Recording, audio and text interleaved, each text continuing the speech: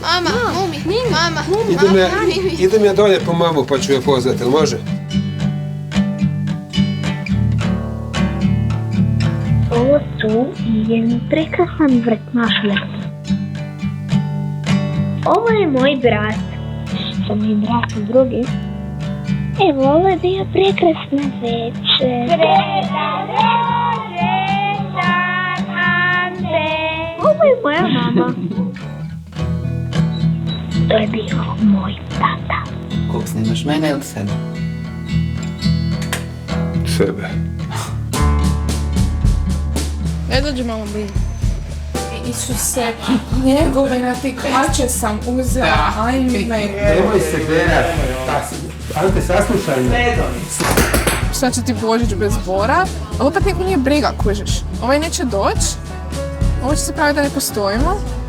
Da li misliš da se kućni život može nastaviti na taj način? Nemoj ga